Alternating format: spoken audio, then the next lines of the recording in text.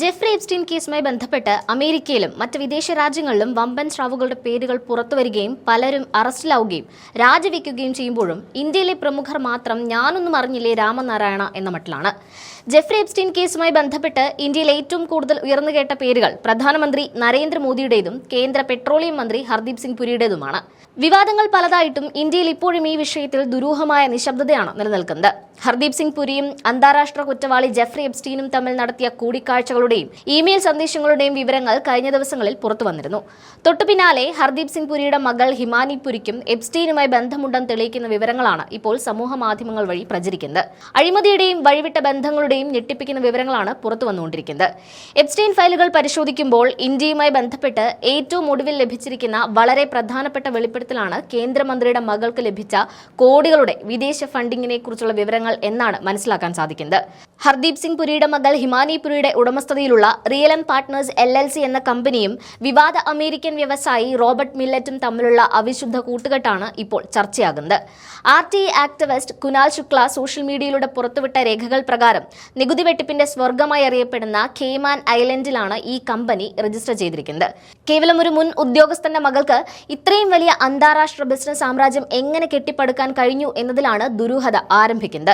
ഈ കേസിന്റെ കൂടുതൽ ആഴങ്ങളിലേക്ക് പോകുമ്പോൾ നമുക്ക് കാണാൻ സാധിക്കുന്നത് 2013 വിരമിച്ച ഒരു ഉദ്യോഗസ്ഥന്റെ മകൾക്ക് 2014-നും 2015-നും ഇടയിൽ മാത്രം ഏകദേശം 700 കോടി രൂപയുടെ നിക്ഷേപം സമാഹരിക്കാൻ കഴിഞ്ഞു എന്നതാണ്. ഇത് എന്ത് അത്ഭുതമാണെന്നാണ് കുനാൽ ശുക്ല തന്റെ പോസ്റ്റിലൂടെ ചോദിക്കുന്നത്. ഇതിലും ഗൗരവകരമായ മറ്റൊരു കാര്യം ഹർദീപ് സിംഗ് പുരി നേരിട്ട് ജെഫ്രി എപ്സ്റ്റീൻ അയച്ച ഇമെയിലുകളെ കുറിച്ചുള്ള വിവരങ്ങളാണ്.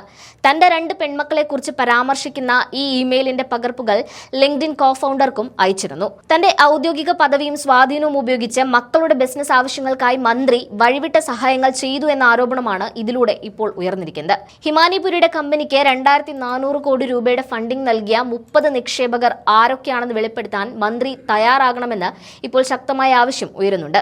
ഈ നിക്ഷേപകർക്ക് എപ്സ്റ്റീൻ കേസുമായി എന്തെങ്കിലും തരത്തിലുള്ള ബന്ധമുണ്ടോ എന്ന് രാജ്യം അറിയേണ്ടതുണ്ട്. ഇതിനു പുറമെ അമേരിക്കയിലെ ഹിമാനി പുരിയുടെ പേരിലുള്ള ചില വസ്തുവകകൾക്ക് 2022 ലീഗൽ നോട്ടീസ് ലഭിച്ചിരുന്നുവെന്നും എന്നാൽ ഇതുവരെ അവർ അത് ക്ലെയിം ചെയ്തിട്ടില്ലെന്നും റിപ്പോർട്ടുകൾ വ്യക്തമാക്കുന്നു. ഫെബ്രുവരി 2026 വരെയും ഈ സ്വത്ത് ആരും അവകാശപ്പെട്ടിട്ടില്ല. എപ്സ്റ്റീൻ ബന്ധത്തിലൂടെ ലഭിച്ച വഴിവിട്ട സ്വത്തായതുകൊണ്ടാണോ അവർ ഇത് പരസ്യമായി ഏറ്റെടുക്കാത്തതെന്ന ചോദ്യവും സോഷ്യൽ മീഡിയയിൽ സജീവമാണ്. പ്രതിപക്ഷവും ഈ വിഷയത്തിൽ വ്യക്തമായ മറുപടി വേണമെന്ന് ആവശ്യപ്പെടുന്നുണ്ട്. കോൺഗ്രസ് നേതാവ് ദീപക് ഖത്രി ചില ഗൗരവകരമായ ചോദ്യങ്ങൾ വിഷയത്തെപ്പറ്റി ആരായുന്നുണ്ട്. 2015 ഹിമാനി പുരിയുടെ കമ്പനി 5700 കോടി രൂപയുടെ ഫണ്ടിംഗ് നേടിയതായി അവകാശപ്പെട്ടിരുന്നു. ഹർദീപ് സിംഗ് പുരി നേരത്തെ പറഞ്ഞിരുന്നത് എപ്സ്റ്റീനുമായി നടത്തിയത് വെറും പ്രൊഫഷണൽ കൂടിക്കാഴ്ചകൾ മാത്രമാണെന്നാണ്. എങ്കിൽ ആ കൂടിക്കാഴ്ചകൾക്ക് ശേഷം മകളുടെ കമ്പനിക്ക് ഇത്രയും വലിയ തുക ലഭിച്ചത് എങ്ങനെയാണെന്ന് അദ്ദേഹം വിശദീകരിക്കണമെന്നാണ് ദീപക് ഖത്രി ആവശ്യപ്പെടുന്നത്. നേരത്തെ താൻ എപ്സ്റ്റീനെ 3-4 തവണ മാത്രമേ കണ്ടിട്ടുള്ളൂ എന്ന് മന്ത്രി പത്രസമ്മേളനത്തിൽ പറഞ്ഞിരുന്നു. എന്നാൽ കോൺഗ്രസ് നേതാവ് പവൻ ഖേര ഈ വാദത്തെ പൊളിച്ചടുക്കിയിരുന്നു. ഇവർ തമ്മിൽ 14 തവണയെങ്കിലും നേരിട്ട് കണ്ടിട്ടുണ്ടെന്നതിന്റെ തെളിവുകളാണ് പവൻ ഖേര ഇക്കഴിഞ്ഞ ദിവസം പുറത്തുവിട്ടത്. നിലവിൽ ഹർദീപ് സിംഗ് പുരിയുടെ രാജി ആവശ്യപ്പെട്ടുകൊണ്ട് പ്രതിഷേധം സോഷ്യൽ മീഡിയയിൽ നിന്ന് തെരുവുകളിലേക്കും പാർലമെന്റിലേക്കും പടർന്നു കഴിഞ്ഞു. പ്രധാനമന്ത്രി നരേന്ദ്രമോദിയുടെ ഏറ്റവും വിശ്വസ്തനായ മന്ത്രിമാരിൽ ഒരാളായിട്ടും ഈ വിവാദങ്ങളിൽ മോദി പുലർത്തുന്ന മൗനം ജനങ്ങൾക്കിടയിൽ വലിയ സംശയങ്ങൾക്ക് ഇട നൽകിയിട്ടുണ്ട്.